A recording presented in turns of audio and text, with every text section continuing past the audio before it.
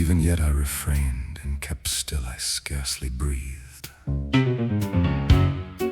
I held the lantern motionless, I tried how steadily I could maintain the ray upon the eye.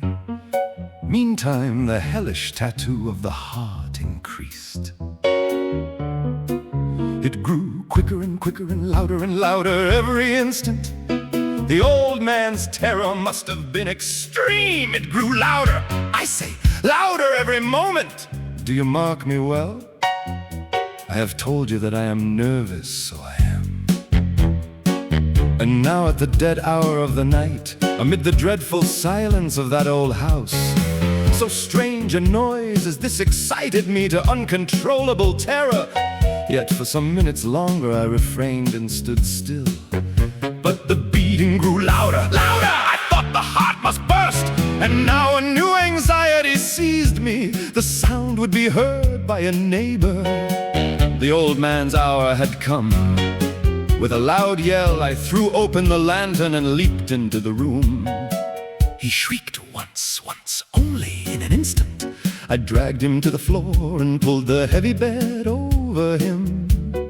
I then smiled gaily to find the deed so far done. But for many minutes the heart beat on with a muffled sound. This, however, did not vex me. It would not be heard through the wall. At length it ceased. The old man was dead. I removed the bed and examined the corpse. Yes, he was stone dead. I placed my hand upon the heart and held it there many minutes. There was no pulsation. He was stone dead. His eye would trouble me no more. If still you think me mad, you will think so no longer when I describe the wise precautions I took for the concealment of the body. The night waned and I worked hastily but in silence. First of all, I dismembered the corpse. I cut off the head and the arms and the legs. I then took up 3 planks from the flooring of the chamber and deposited all between the scantlings. I then replaced the board so cleverly, so cunningly, that no human eye, not even his, could have detected anything wrong. There was nothing to wash out, no stain of any kind, no blood spot, whatever. I had been too wary for that. A tub had caught all. When I had made an end of these labors, it was 4 o'clock, still dark as midnight. As the bell sounded the hour, there came a knocking at the street door. I went down to open it with a light heart, for what had I now to fear?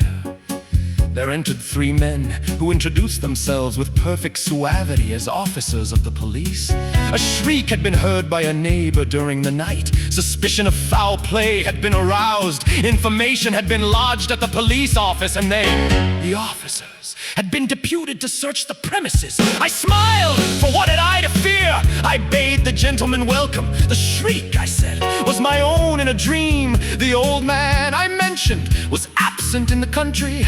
I took my visitors all over the house. I bade them search well. I led them at length to his chamber. I showed them his treasures secure, undisturbed. In the enthusiasm of my confidence, I brought chairs into the room and desired them here to rest from their fatigues, while I myself, in the wild audacity of my perfect triumph, placed my own seat upon the very spot beneath which reposed the corpse of the victim.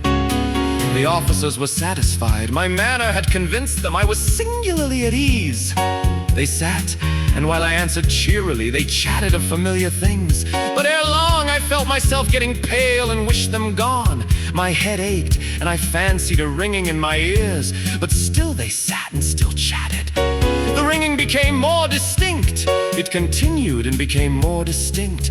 I talked more freely to get rid of the feeling, but it continued and gained definitiveness, until, at length, I found that the noise was not within my ears.